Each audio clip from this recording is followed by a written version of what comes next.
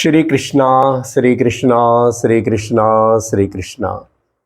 Gurur Brahma, Gurur Vishnu, Gurur Devo Maheshwaraha, Guru Sakshat Param Brahma, Tasmai Shri Gurave Namaha, Tasmai Shri Gurave Namaha. Hari Om Tat Sat. Bhajagovindam, a popular name among the people because it is chanted, rendered by many great singers. A beautiful poetical composition of Bhagavan Adi Shankaracharya is the Bhajagovindam. And it is consisting of 31 shlokas. In that, originally, actually, composed by Bhagavan Adi Shankaracharya, only 12 verses. So the original name to this Bhajagovindam is called Dwadasha Manjarikam,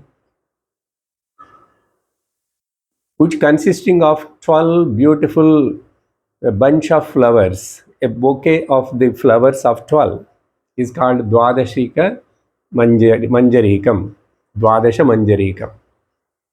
But still before that, the original name given to this particular composition is called Moha Mudgaram, the destroyer of the delusion. Mudgaram means a big hammer which is used by the blacksmith to hit the iron rods when he is burning the iron and making them into different forms. So that is called Mudgaram. So hitting such a big hammer and to destroy the moha. So Moha Mudgaram, a very appropriate name given because the content of this stotram, if you take, it is all to remove our delusion. So one name is Moha Mudgaram, or it is called as Dwadasha Manjarikam. And after these 12 verses composed by the Bhagavan Adi Shankaracharya, when he composed, what is the occasion inspired him to compose and tell these shlokas? Once when Adi Shankaracharya and his disciples are going in the streets of the Kashi, Punyakshetra, there Adi Shankara saw an old man sitting in front of his house and repeating many times a grammatical rule which is called Dukrung Karane. There are so many grammar sutras like this and rules. So he is just repeating Dukrung Karane, Dukrung Karane, Dukrung Karane, like doing the Ramanama Krishna Nama Japa. And he is very old also. So when Adi Shankaracharya saw this old man, feels so pity on him. At the age of the 70s, 80s, this man is spending a lot of time only in by-hearting the grammatical rules of Samskrita. Is it going to help him really at the time of the death?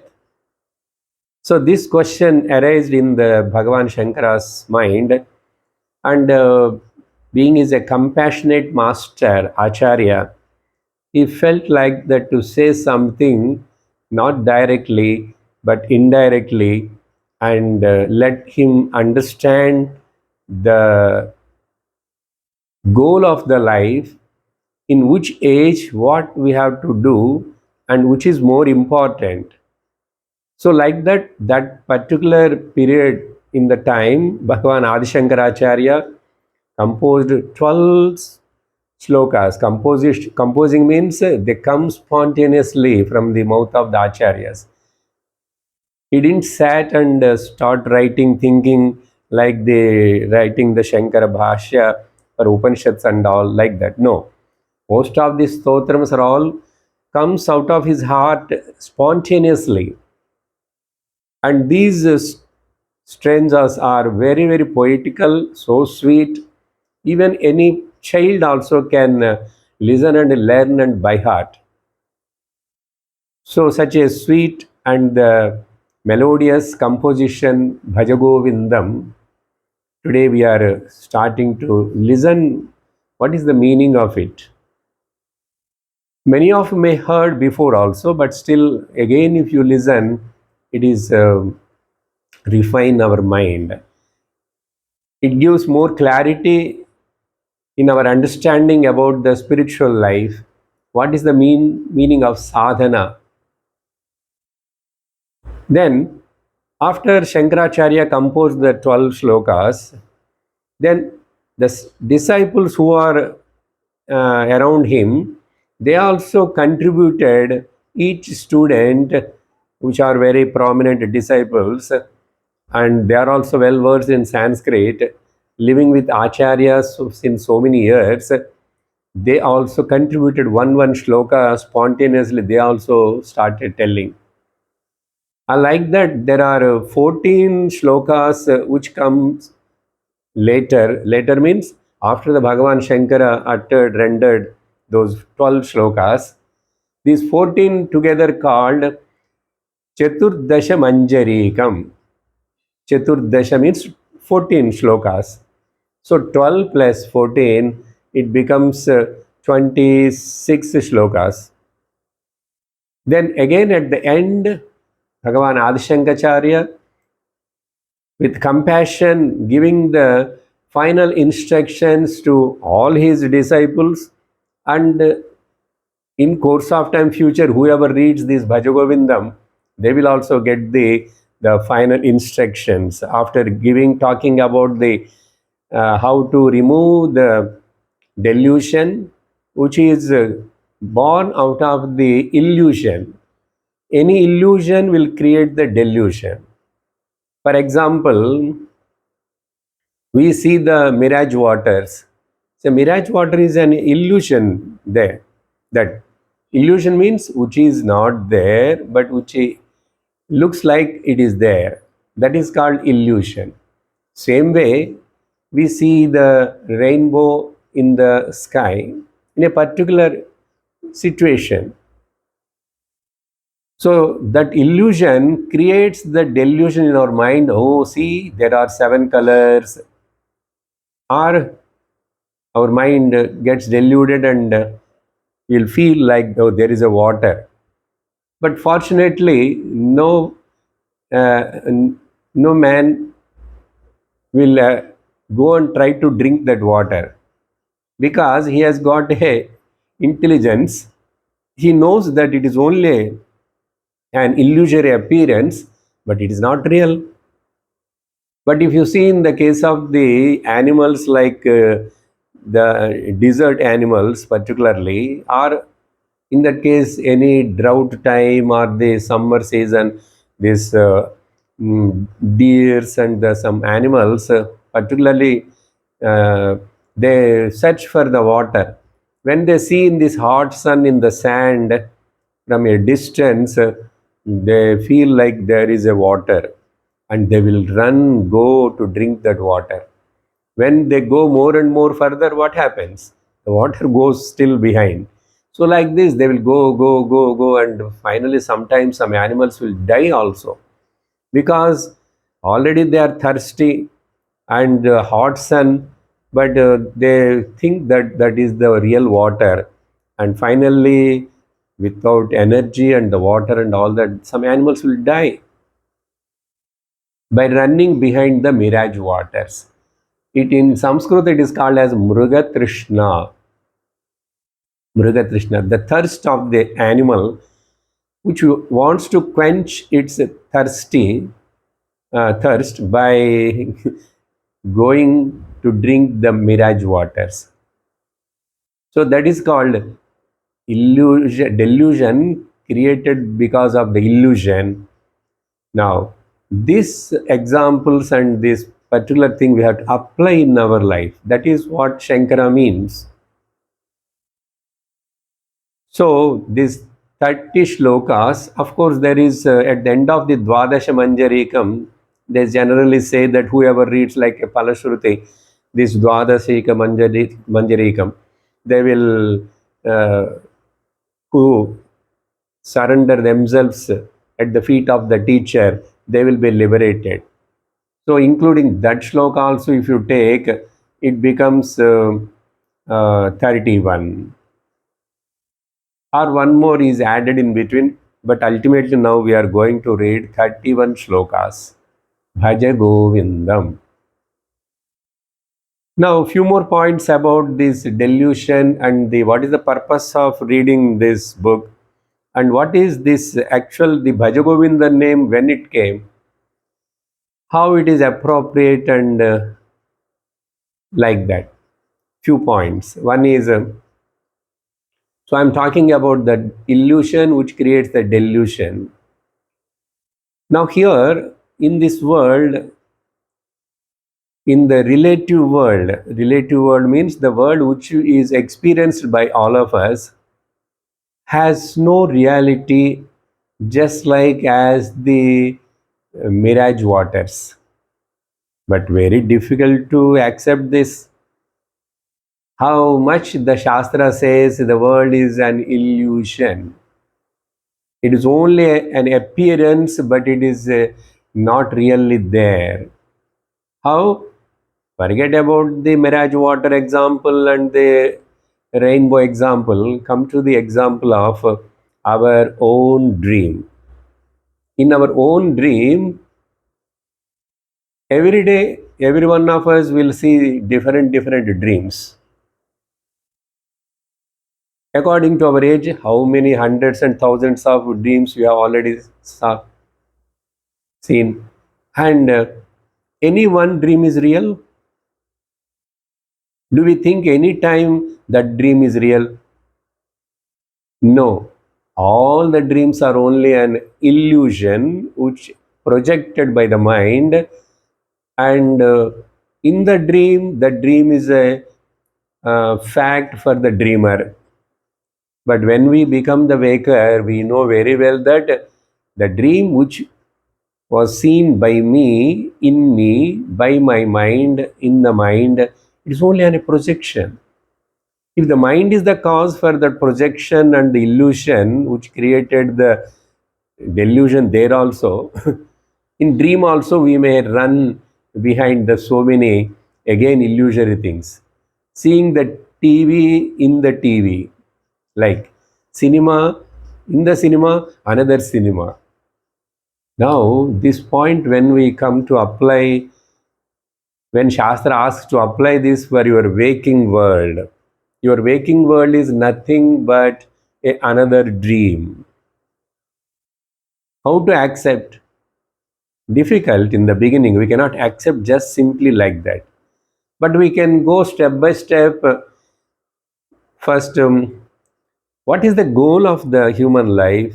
What we are searching for in this world? Are we achieved what we are searching for? No one so far till date never say that I am very much satisfied, except the Gnani. Except the Gnani, any ordinary other worldly people, otherwise people, no one can say I am totally fulfilled. I achieved the goal of my life, the purpose of this human body. But from the materialist standpoint, people may tell that my goal is this, I achieved, I thought of constructing a factory, I constructed, I thought of earning a crores of money, I earned. Or if a student, I want to study this, I want to achieve, I want to enter into that college, I entered, I got it. These are all temporary goals. Some may look like a long-term goals, but they are not permanent goal at all. There should be some permanent purpose, goal for this human existence. And here, what is it? How I can get it? By doing which practice? So Shastra guides us, Acharyas are all guides us. You have to work within yourself to achieve that goal. And to work within ourselves to achieve that goal, the goal is this. Simply, I can put in the three words that peace, happiness, security. Every class, I repeat these words. But because that is the main aim and purpose of every human being, we are all trying and struggling for that. So peace, happiness, and security, if that is the goal, that peace is a permanent peace, should be. And the peace, happiness should be a permanent happiness, and the security should be a permanent security. Sir, we ourselves are not permanent. Nobody is not permanent in this world. Anybody will leave the body and disappear anytime. We don't know also that. But you are talking about the permanent. That means while you are living in this body, before the body falls, as quickly as possible, if you can discover, yes, the permanent happiness, peace, and the security is in my original essential nature, which I am the Atma. But if I am the Atma, why I am struggling and searching and running behind this mirage water like world, dream like the waking world? Because you are in delusion. You are in delusion. The delusion in Sanskrit, moha. So, if you want to destroy that your delusion because of your ignorance, now you have to hammer, hit that delusion by a wise thinking.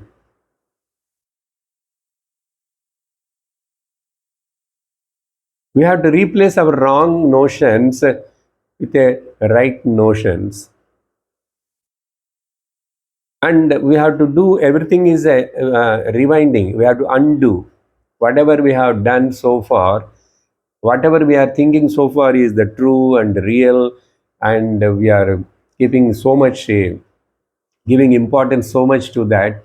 All that we have to rewind, replace.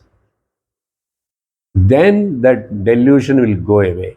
Once when the delusion goes away, then you will recognize and know that when you wakes up from the dream, the moment you wake up from the dream, the dream disappears. There is any time gap, it may be there in the memory, but very well you know that it is only a dream. Dream itself means which is not real. And how much confidently you are telling that dream is just a it is an unreal thing which is not there at all, it's not true at all. That much confidently with firmly you must we must able to say that this waking world also is an another dream. Then where is the problem? Where is the question of the delusion? All our problems and struggle is in the waking world only, no? No one suffers in the sleep. In sleep, all are in Brahmananda. Even we don't know. Chandogya Upanishad says we are all in merged with the Brahman. Aharahar Brahma Gamayati. But we don't know. We cannot claim also. But we can say one thing, I am so happy, peaceful. I don't know anything. That much only we can say. And dream also, we seemingly suffering, but the moment you wake up, all that suffering is not real. You may had lot of suffering, you may had lot of pleasures also in the dream, but they were not true. You cannot bring those sufferings or the pleasures into the waking world. Same way, from the waking world, you cannot take anything, you cannot steal anything to the dream. So waker cannot take from here to dream. Dreamer cannot bring those things from dream to the waking. So we have only these two experiences. Please understand.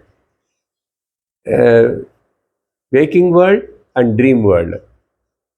Here we are all differ.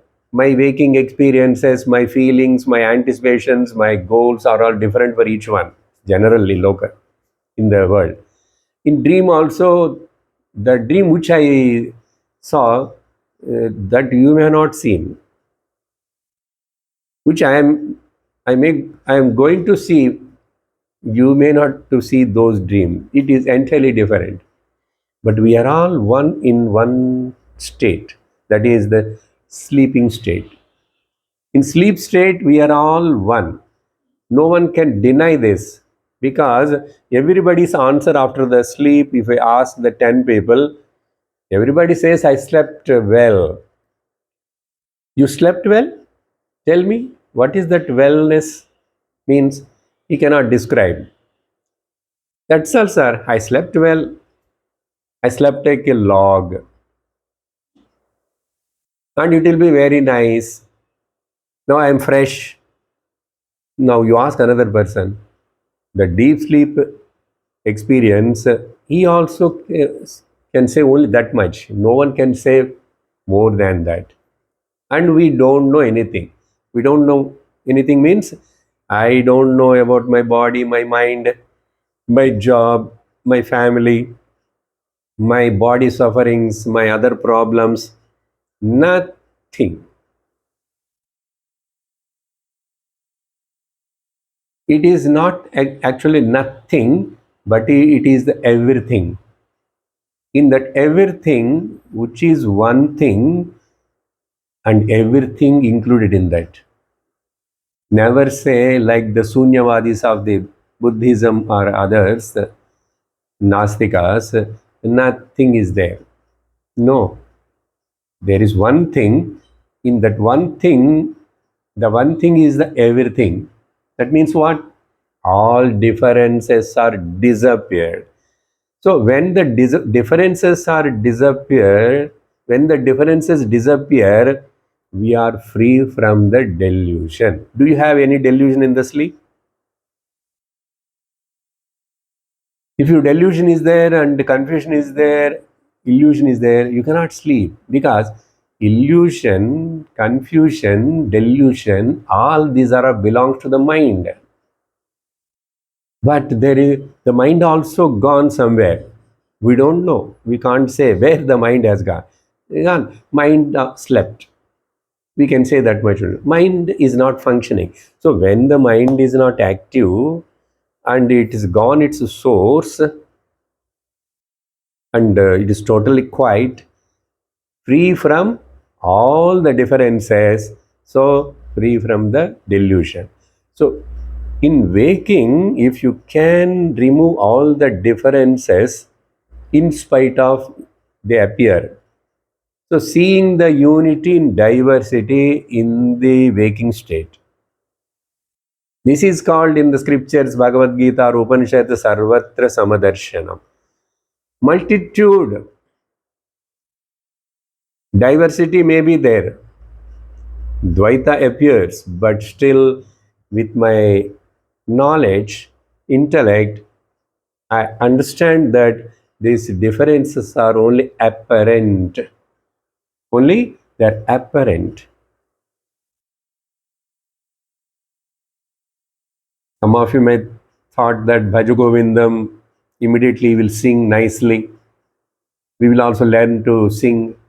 It is not just for learning to sing that you can do, but The purpose of the Adi Shankara's writing of this Bhajagovindam is to bring this knowledge in us. That's why I'm giving the introduction to you. Because the title given here as the Bhajagovindam, I come to that point, but I'm talking about the destroyer of the Moha. So when we will enter into the subject slowly, we will see more and more the deeper aspects. Now, what I explained to you about this dream, waking, and the illusion and the delusion and the differences. So, when the non-differential state, sleep, all these are the topics. Each one is elaborately discussed and explained in the Vedanta Shastra. So simultaneously in English we are listening Bhagavad Gita. I just started. Particularly who wants to follow a systematic study. So simultaneously both will go. One is the Bhagavad Gita, the Smriti Grantha, Smriti Prasthanam, and simultaneously side by side the small Prakarana Granthas. Prakarana Granthas are also written by many acharyas in different periods of times.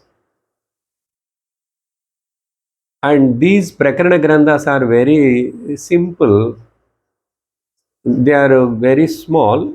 Of course, some big Prakarana Granthas also are there, like Vivek Chudamani, Panchadashi and all that. Now we are started going with the small Prakarana Granthas. They are consisting of 30, 40 slokas like that. And a specific topic is taken and more elaborated. For example, Tattva Bodha, that we will see later. Now, along with the side-by-side Bhagavad Gita, why we started the Bhajagovindam means any person who wants to walk in the spiritual path, you should not get the doubt what is the spiritual path means. Shifting the angle of our vision from the religious standpoint to a spiritual standpoint. That means what? I will tell you, I will put it in a simple words. More instead of doing in karma yoga or bhakti yoga and religious practices, what we will do. By doing, you won't get the pure knowledge.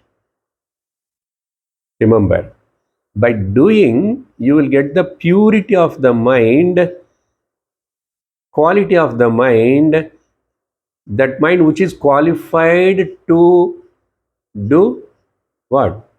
Not doing anything, only inquiry. That is also okay saying doing, but mental, intellectual. All other things are karma yoga or this upasana, many of these things are all doing. Doing is only up to certain level, and slowly shift from that doing aspect to being aspect. Just be. Just be how? By listening, involving more in Shravana, Manana, Nididhyasana. This is called spiritual approach. The religious approach is prepared you. It is good only. We are not telling that is bad or not required. After leading the religious life, either in the past Janma or in this Janma, after many years practice, and that prepared you to come to this spiritual inquiry. In spiritual path, there is no things to do. But if anybody thinks that in spiritual path also again I am doing the japa, I am doing the meditation, I am doing the tapas, I am doing the pilgrimage. No. In actual spiritual path, there will be only a enquiry, vicharana. How vicharana happens? Only when you listen from the acharya, and listen to the words of the Acharya. Acharya speaks from the Shastra. Keeping the Shastra in front, he speaks. So that listening makes you to think and makes you to doubt and clarifies the doubts within yourself or by asking also. Then you will apply that knowledge and live in that knowledge what you heard. That is called nididhyasana. So listening is the first part, and rethinking and recollecting and removing all the doubts, clarifying doubts is the mananam part, and then establishing and living in that knowledge, and that living in that knowledge is called being, not doing. So as much as you learn to just be yourself, be within yourself. So we need a lot of introvertedness for this. This spiritual introvertedness, not a depression kind. This introvertedness means that you need a dispassion.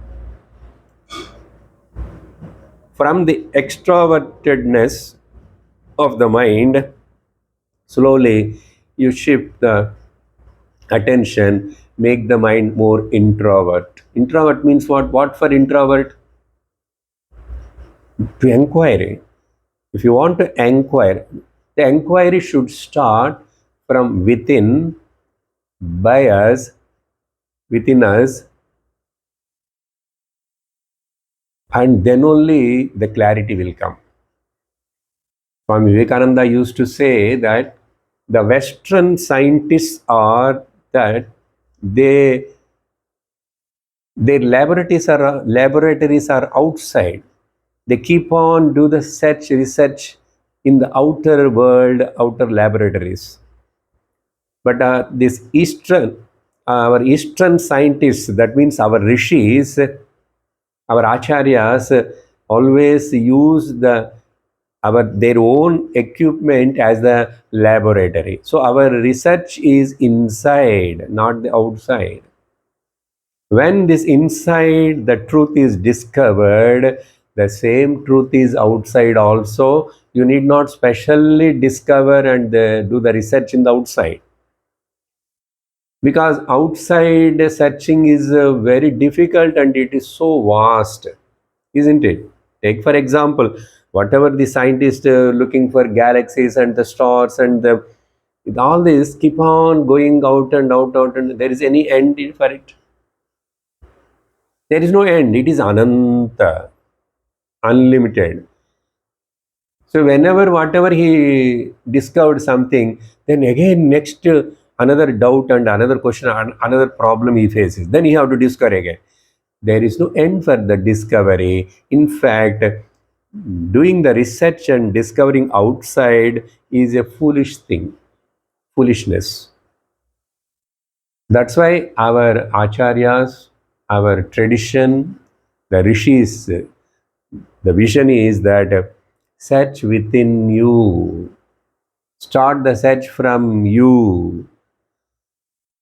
Then you will understand what is this multiplicity, what is this diversity, whether really the diversity is existing, the multiplicity is real. You will come to know. Slowly you will come to know. You cannot do it by overnight, or maybe a few years. Sometimes it may take some decades. It depends upon that how much you are eager, how much you are qualified. Now, this Bhajagovindam, which looks sweet singing poems like, will helps us and prepares us how to look within. How can I destroy my delusion? What exactly delusion means? I got deluded by what? What are the things deluding me? What are the things in this world threatening me, chasing me, troubling me, creating fear in me? all this inquiry will start. So Shankaracharya very, very compassionately and very simply arranged these, composed these shlokas. Each shloka we will deeply look within what is the exact meaning of it, how far it is true, and if it is true, how it I can apply in my life, and if I apply in my life, what benefit I will get.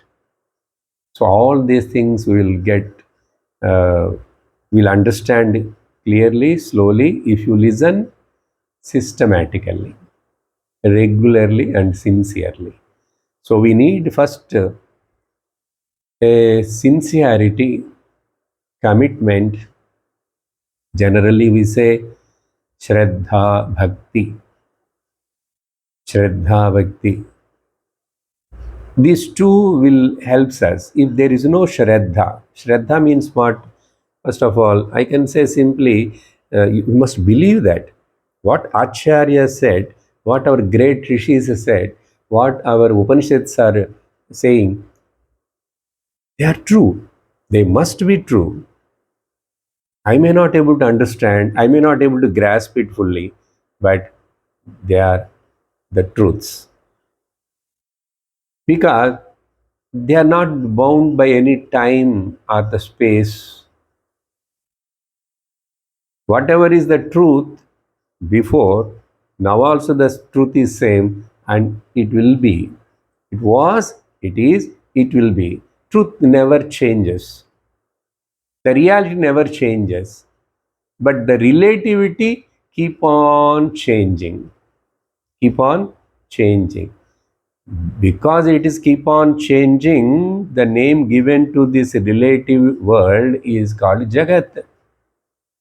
Jayate, which comes, and Gachate, which goes. That means there is a birth and there is a death. There is an appearance and the disappearance, which appears and disappears, and every variety it appears and disappears. So, which appears and disappears, what research you can do and what you can discover from it, only you can come to the conclusion they are under the flux, the constant changing, anityam, unstable and, and impermanent. Then the question should come, what is the permanent thing, sir? If everything is impermanent, including my body also, my mind also, because like every body dies, my body also will die. As like everybody's body is becoming old and getting diseases, Gnani's body also becomes old and gets disease, and that is also will disappear.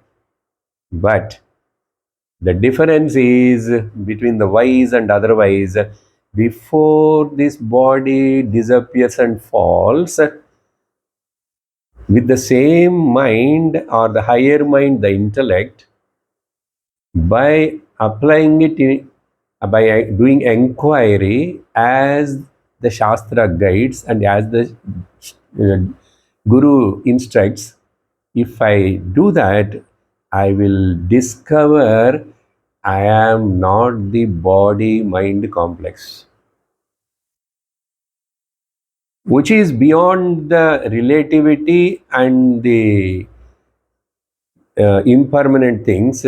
There should be something permanent.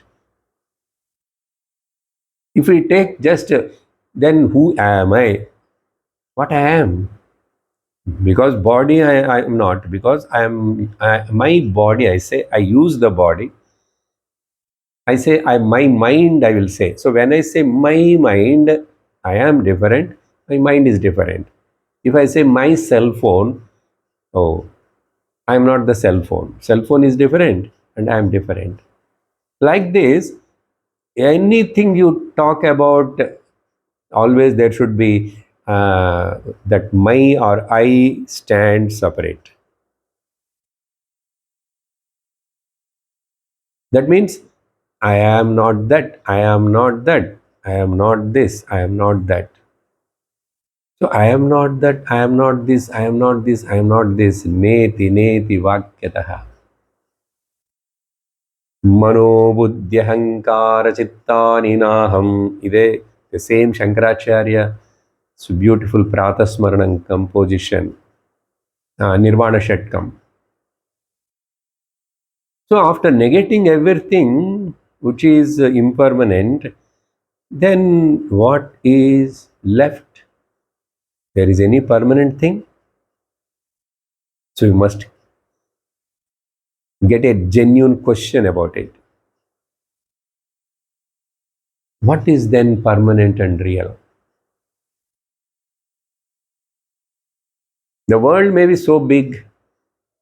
The world has got the variety, beauty, and novelty, but one thing is not there. Stability is not there.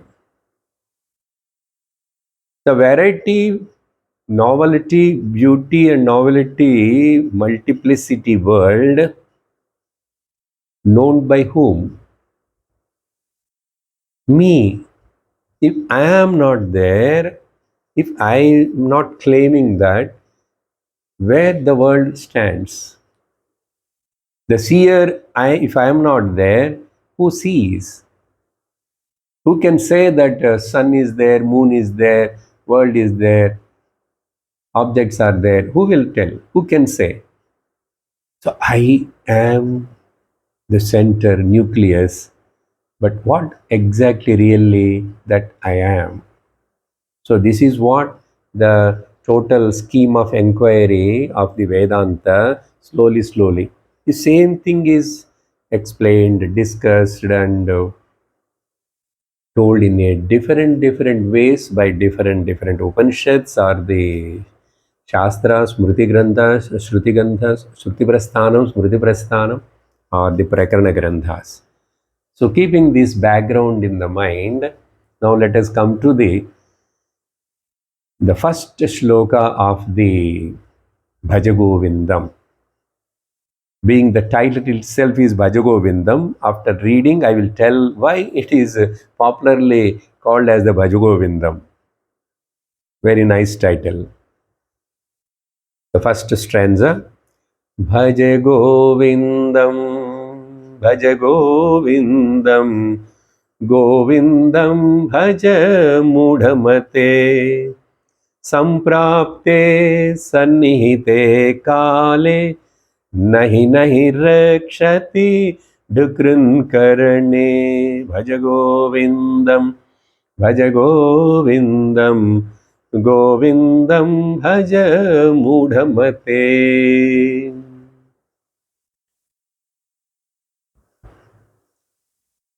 Bhagavan Shankaracharya addressing, as he is addressing to himself, is not pointing out directly that particular person's name or the old man.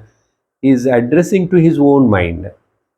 Many of the compositions of the many saints like Tyagaraja and Sadashiva Brahmendra, many of them, they will address and tell to their own mind. They talk to their mind. Oh mind, why you are like this?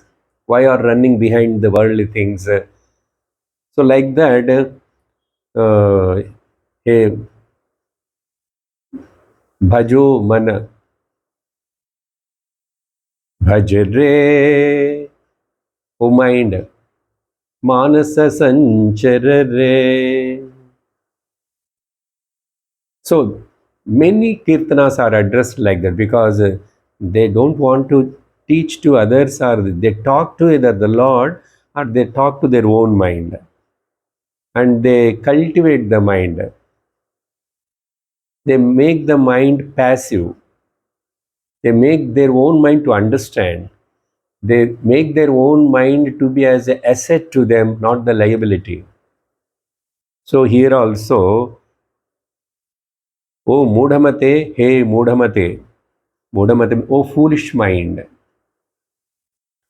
Anybody, either me or you or other, whoever is under illusion and delusion is a foolish person, ignorant person, not thinking. So mind, oh foolish mind, Bhaja Govindam. So this is the title. Three times first, Bhajagovindam, Bhajagovindam, Govindam, Bhaja. Now, because this particular stotra started with this Bhajagovindam, then people started calling it as the Bhajagovindam. That's it. There is no any reason. It is very easy and to say when the particular word Bhajagovindam, oh, it is a kind of devotional rendering or singing. That's why many of us are heard this Bhajagovindam through the cassettes and CDs and in the temples or in the functions somewhere. So all of us are very familiar. Now let us see the word. So addressing to our own mind. When we read also, oh mind, oh foolish mind, you are still behaving foolishly. Instead of you have to mm, think and praise and worship and meditate on the Lord Govinda. Why you are running behind so many other things? Bhaja. The word meaning bhaja means many meanings can be given. It's not just doing the bhajans. Bhaja means okay, singing, meditating, thinking, worshipping, praising, honoring, all these things, remembering, all these words comes under bhaja.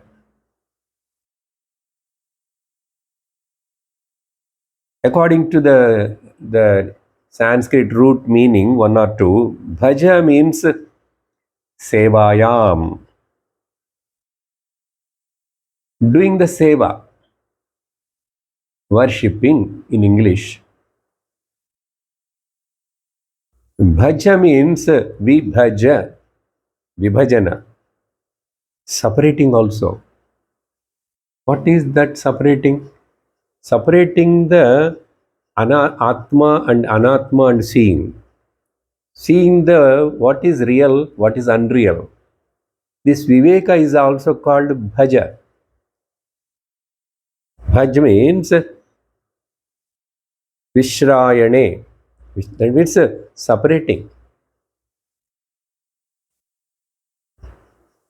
Another meaning bhaja means pujya vishaye prema vachakaha, which you love. Bhaja means to love also.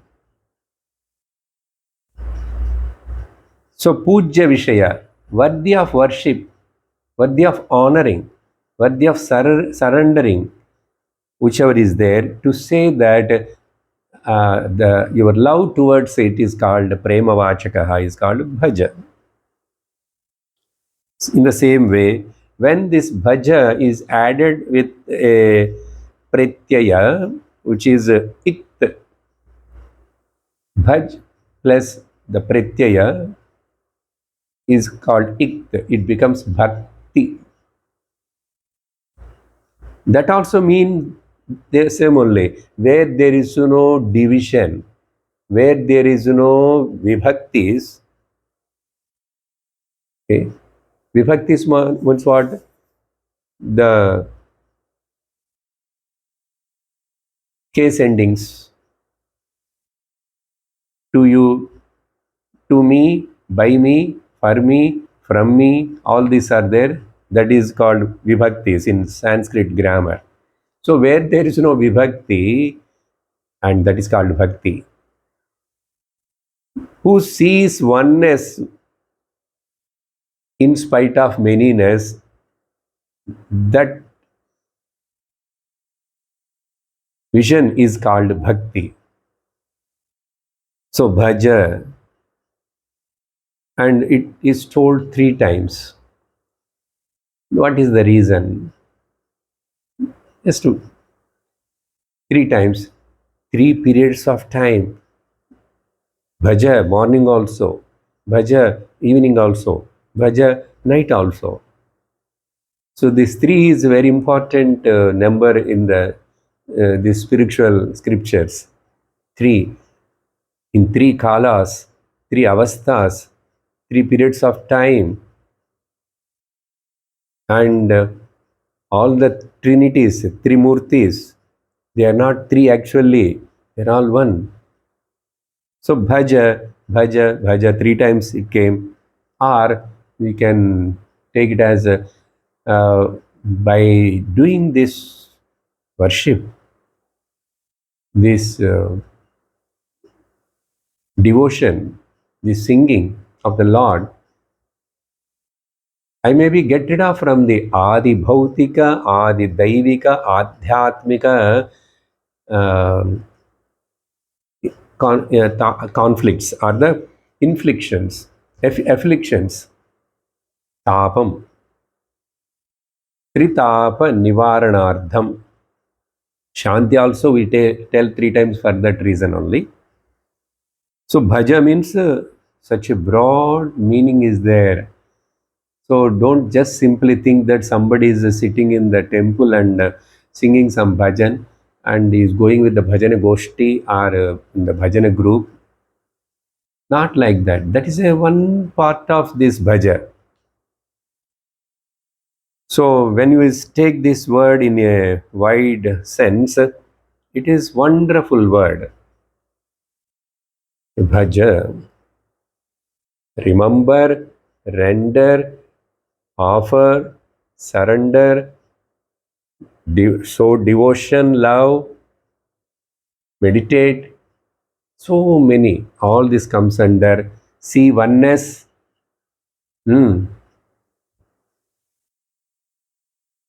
Now, bhaja. Whom we have to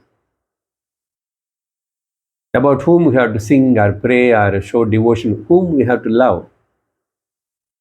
There are so many things in this world, and gods are also so many are there. So many gods are there. It is only your illusion, your ignorance only, thinking and considering that there are so many lords. As like the objects appear in the world, as like you and me appear in so many bodies differently, the gods are also, according to Puranas, different energies are appearing in a different form. Okay, it doesn't matter.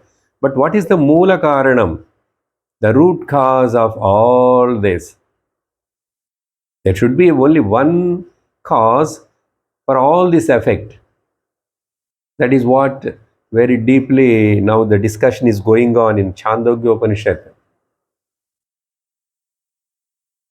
The karyams and the effects are maybe many, but the cause is always one. So for the entire universe, if you take it as the effect, there should be one cause.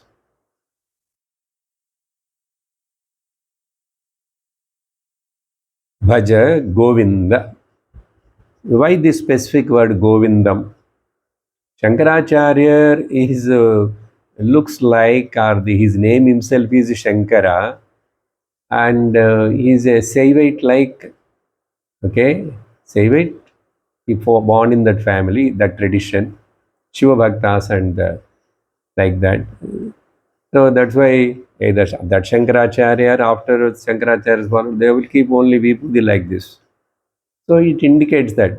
But such a Shankaracharya who is the Saivite and his name itself is Shankara, why he tells the Govinda here? Is it not contradictory? No. To that great master, wise person, there is no contradiction anywhere. That is only in our mind because we don't understand properly. Govinda means, okay, one name of the Lord Vishnu, one name of the Lord Narayana is Govinda. Now, if you take the root meaning of that Govinda also, few I will give. Govindam, Govindam, Bhajagovindam. Worship, remember, offer yourself to that Govindam. Who is that Govinda? Okay. Famously known to us is one who born in the cowherd's family in the Mathura to Devaki Vasudeva, the Lord Krishna. Is because he born in the cowherd's family and he uh, leads the cows also, makes the cows to be happy, to take the cows to the fields. So Govinda, a cowherd boy who takes care of the cows. Okay, that is simple uh, meaning for children. Govindam. Go means in Sanskrit a cow also. Go means the Upanishads or Vedas. Go means from that derivations comes. Go means not English go. Okay, don't go away from the class now. We are going to complete it.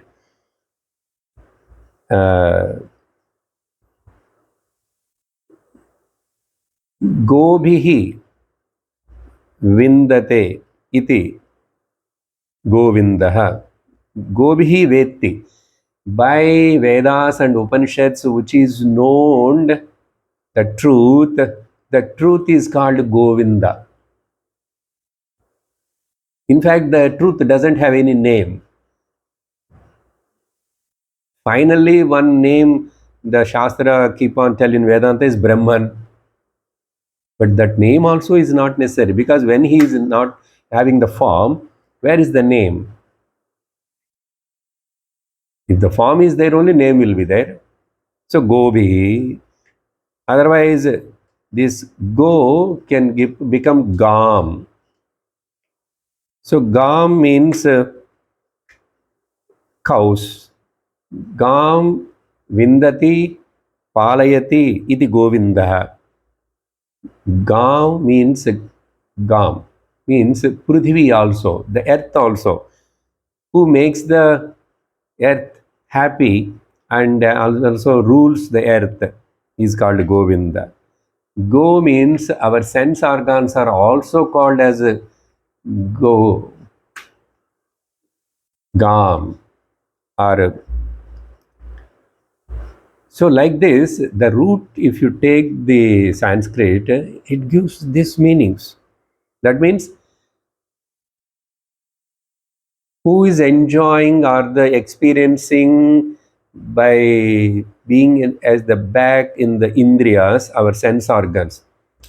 Who sees through our sense organs, who smells through our sense organ, who hears through my ears. So that makes the sense organs to be alive, to be conscious. So gives the life to the sense organs is called Govinda. Who makes this entire universe to exist, the support is called the Govinda. Who is worshipped by the, who is the main center theme or the central point of the Vedas and Upanishads. What Vedas and Upanishads are talking about whom? What is that? Who is that or what is that? That is called Govinda. So here, that's why Bhagavan Adishankara selected the word Govindam. By saying Shankaram, also we can derive and give the same meaning only. So remember that here, not a Puranic story, whether it is a Krishna or the Vishnu or Narayana, but the meaning is whichever is the cause, whichever is the Eka Karanam, the cause, root cause, that cause is called Govindam. You can give any name to it. As I told, Brahman, Atma, Paramatma, Shiva, Vishnu, Brahma, those give something name. By you giving the name, it won't change, no. But this Govindam meaning gives the broad understanding, broad vision. So, Bhaja Govindam, Govindam Bhaja Mudhamate. Oh, foolish mind. Find out that what is the cause. Eka Karana Gnanena Sarva Karya Vijnanam Bhavati. Chandogya Upanishad says, know that one cause, then you will come to know everything. Because the cause is the one. As like if I know that this pot is made up of the mud, and then all earthenwares are made up of the mud only, clay. So by knowing one clay, the karanam, cause, I will come to know that the essence of all the earthen pots. But this is only for one example we are applying. Now apply that eka karanam. Who is the cause of this entire Srishti, universe? Who is the cause of me to be here, this body, mind? Who is the cause of these five great elements? Where from they all have come? That Karanam. So, inquire about it. This is the worthy of inquiring, not anything else. Then, by knowing that, you will come to realize the truth. So Bhaja Govindam, Govindam Bhaja Mudhamate. Then in this first stanza, the main message is, because if you don't do this, Bhaja Govindam Bhaja, when the Samprapte Sannihite Kale, when the end of the life, the death comes, okay, when the time comes for you to depart and leave this body, samprapte sannihite kale, nahi nahi rakshati dukrinkarane. Oh my dear old man, which you are keep on by hearting and repeating hundreds and hundreds of times and struggling, spending your energy, time, everything, that grammatical rules are your academic knowledge. That is the meaning here. Dikrinkarana means your academic knowledge. How big maybe you are qualified, that won't help you to get rid of from the fear of death. That won't help you to discover that you are the deathless, you are the immortal Atma, Amritam. You cannot know it. So I will conclude here now. We will little more discuss about this main line of this stanza. Samprapte sannihite kale nahi nahi rakshati dikrin karane. Traditionally, after every stanza, again people will chant Bhajagovindam, Bhajagovindam, Govindam Bhaja Mudhamate. So we'll see other shlokas in the next class. So every Tuesday hereafter we will study the Bhajagovindam. Please follow regularly and listen. We will be benefited. Om Purnamada Purnamidam Purnat Purnamudachyate Purnasya Purnamadaya Purnameva Vasishyate. Om Shanti Shanti Shanti. Hari Om Shri Gurubhyo Namaha. Hari Om. Hari Om Tat Sat.